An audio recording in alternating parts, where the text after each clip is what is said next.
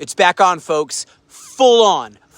Israel is resuming the war with Gaza to fulfill our goals, to rescue the hostages, and to dismantle this reign of terror from the evil Hamas and Islamic Jihad. Our defense minister, Israel Katz, made it clear we got to strike them and completely finish the job through both offensive and defensive action. And this war is not over. It's just escalating, he says. Airstrikes are taking out those Hamas officials, and you can hear the booms. I'm going to tell you what.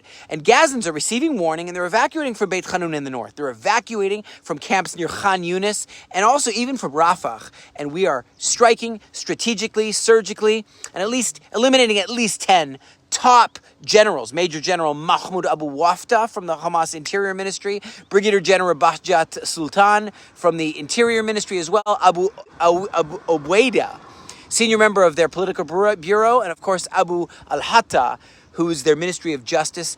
I'm telling you what, friends, this is going to be quite a rodeo. Yeah, let me tell you what, the United States has struck the Houthis with overwhelming force. That group, that terror group called Ansar Allah, they're a bunch of pirates. United States knows that. Nobody's stepping up, though. By the way, I'm in a tank right now. Nobody's stepping up, and they're saying enough's enough. But the United States says, look, they attacked the U.S. Navy 174 times, okay? That's not allowed. About 145 times against other global shipping vessels. They can't disrupt maritime transport. It's time for overwhelming force, and that is why they struck them. We also believe that if all else has failed, Steve Witkoff, the envoy from the United States, has offered so much. Qataris have offered so much mediation. Israel's offered every kind of deal to the Hamas, Islamic Jihad, Jabhat al-Nusra, all these guys. And if all else has failed, it's time for overwhelming force. For us to, ceasefire is over, it's time for overwhelming force. I mean, the schools are closed here right now in the southern part of Israel. And we hear explosions throughout the night.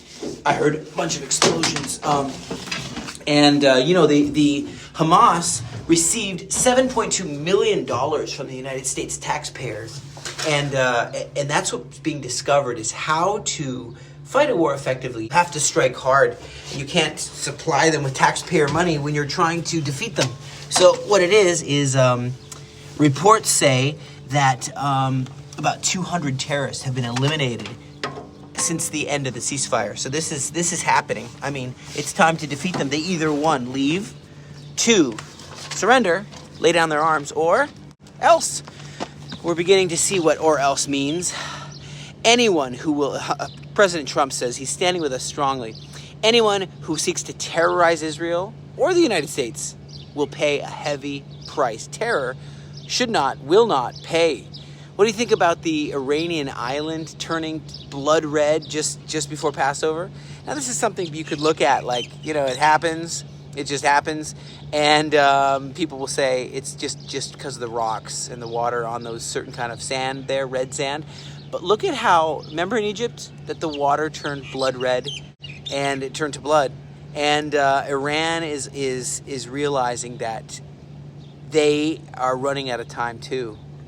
All of Iran and its proxies are realizing, hey, you can't just shoot. The proxy of Iran shot over 30,000 rockets into Israel since October 7th. That is not cool. Iran can't shoot us with hundreds and hundreds and hundreds of hypersonic missiles. It can't work.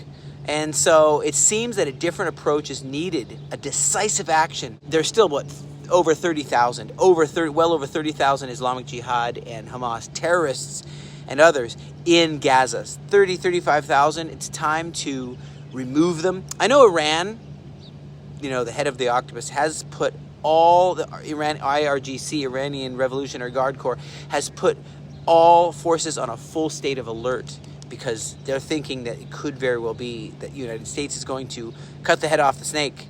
These are really times to enter into prayer. Through God we will do valiantly. It is He who treads down our enemies. And I have a really encouraging verse that I want to read to you right now. And this is the future. Joshua 10, verse 24. Come, put your feet on the necks of these kings. Don't be afraid or dismayed. Be strong and courageous, for thus says the Lord, this is how He will do to all your enemies who fight against us.